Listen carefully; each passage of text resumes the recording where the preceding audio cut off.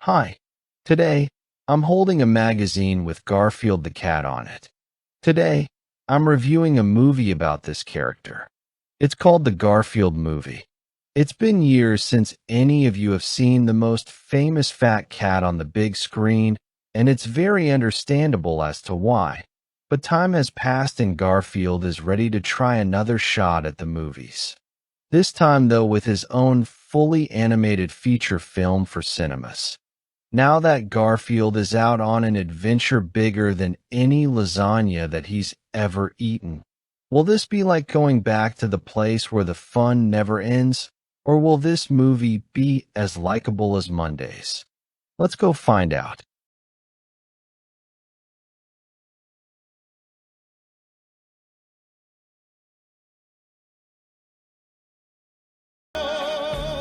The story. Allow me to feed Garfield the lasagna-filled story. Garfield, the world-famous, Monday-hating, lasagna-loving indoor cat, is about to have a wild outdoor adventure. After an unexpected reunion with his long-lost father, scruffy street cat Vic, Garfield and his canine friend OD are forced from their perfectly pampered life into joining Vic in a hilarious, high-stakes heist. I didn't think this would be important to me, but it is. Garfield is more known to have a raspy, lazy type of voice. I'm not hating the actor, but I feel the Garfield in this movie doesn't have that kind of effect. The animation. There's not much to say about the animation. Vic resembles a modernized version of Garfield's original design from the beginning of the comic strips. Maurice shares his design with one of the claws from Garfield on the town, both being blue cats wearing an eye patch over their left eye and in conflict with one of Garfield's parents. Plans for an animated Garfield feature film was planned in 1990 as Garfield's Judgment Day, which was to have Garfield saving the town from a terrible storm, but the project was abandoned due to the story feeling too stupid. The characters. Time for the characters' conversations. Garfield the fat cat himself is overweight, sarcastic, and lazy. He hates Mondays and enjoys eating lasagna. Unlike his other counterparts, he is a little more selfless where he cares about John and OD and values family. But that doesn't mean that he doesn't have an ego. Then there's Vic, who is Garfield's estranged biological father.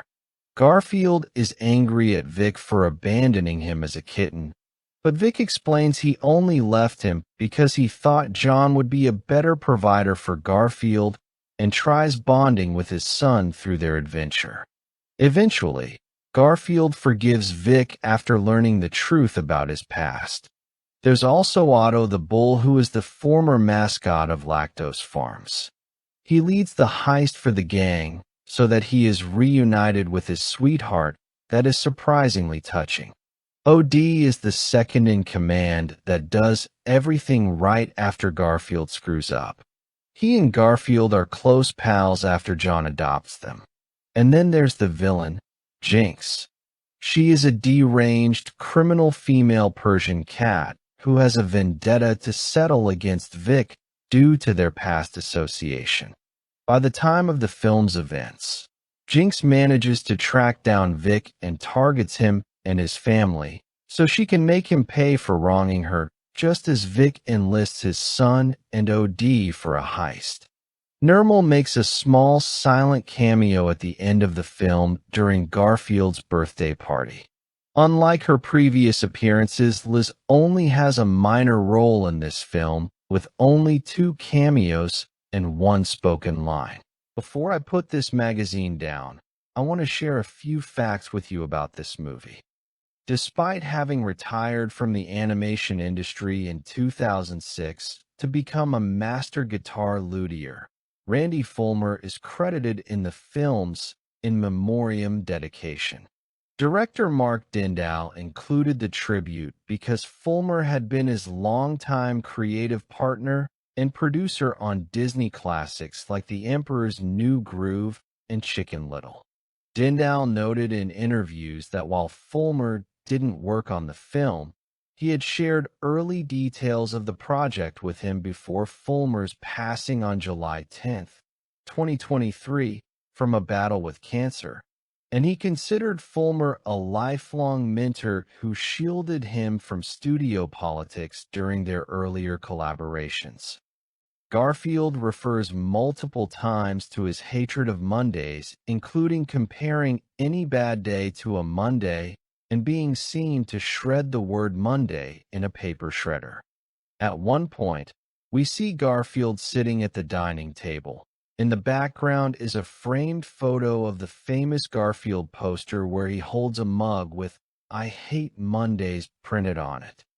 At the end of the movie, after Vic is adopted by John, he, Garfield, and OD go to an Italian restaurant complete with paper-thin disguises, which is similar to the times in the comics John had to sneak in Garfield and OD with human clothes so they could enter areas that pets aren't allowed.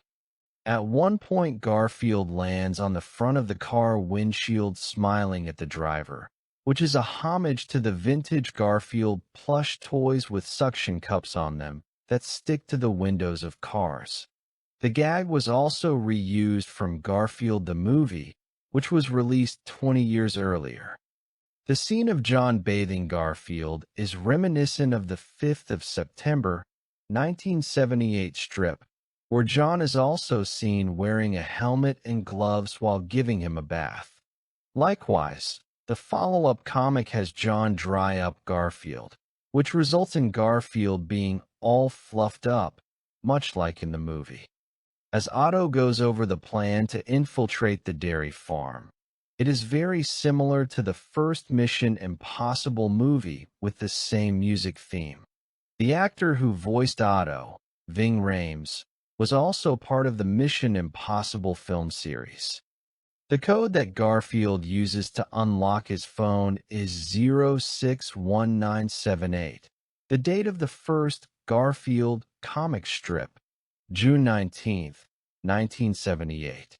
The date also appears as the number on the waste container where Garfield is left behind. Garfield chugs down an entire jar of hot sauce and later shoots out fire from his mouth, a reference to the strip from September 17th, 2000, where Garfield wins a hot pepper eating contest with John by doing the same. During a scene where Garfield shown as a kitten crosses the street, there is a place he passes by called Lorenzo's Music Store, which is a nod to Garfield's original voice actor Lorenzo Music. This is Cecily Strong's first time working on an animated feature film with a PG rating unlike the previous films she starred in, which were live action and were rated PG, 13 and R. In the Greek dub of the film, Marge Malone speaks with a heavy Cypriot dialect, which incorporates a variety of idioms in the vocabulary and grammatical structures. Immediately after Garfield is blown into a house by a strong wind, he gets thrown through a window, just like in the infamous strip that was created on March 29th, 1981. The third theatrical Garfield movie, after 20th Century Fox's Garfield, the movie in Garfield, A Tale of Two Kitties, and the first to be animated. In the scene where Vic tells why he left Garfield, there is a shop in the background titled Jim's Comic Books. This is a nod to Jim Davis, creator of Garfield. This is the first animated production of Garfield since 2007, where Garfield and John were voiced by someone other than Frank Welker and Wally Wingert. Chris Pratt was born on June 21st, 1979, a year after the Garfield comic strip appeared in newspapers and 2 days after Garfield's first birthday.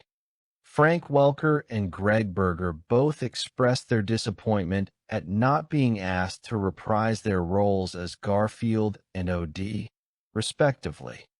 In the Italian restaurant, John asks the waiter Vito for a meal to go, This is a reference to the character Vito from the CGI 2009 Garfield show. The film's release year, 2024, marked the 20th anniversary of Garfield, the movie, and the 40th anniversary of Garfield in the Rough. The license plate of the paddy wagon taking Garfield and OD is JRD728. These are the initials and birthday of creator Jim Davis. This is the second animated film in which Samuel L. Jackson voices a cat following Paws of Fury, The Legend of Hank from 2022. This is the first animated production of Garfield since 1983, where Liz Wilson is voiced by someone other than Julie Payne. The first film from Columbia Pictures since Sausage Party from 2016, not to be made by Sony Pictures Animation. Garfield enters lactose farms disguised as a backpack. Garfield backpacks were popular merchandise in the 1990s. John can be seen with a bowl of Binky-O's cereal, with Binky the Clown prominently displayed on the box art. This film was originally planned to be released on February 16, 2024, before getting pushed up to May 24, 2024. This is the first animated production since 1982 where OD is voiced by someone other than Greg Berger. While Marge is watching the screens, she says Jiminy Davis, a reference to Garfield creator Jim Davis. This is Mark Dindal's first animated film to be rated PG by the Motion Picture Association. A pie cake pie is one of Garfield's morning smoothie ingredients. That's all I can say. Time to pick up this magazine for next Monday. See you in the next review.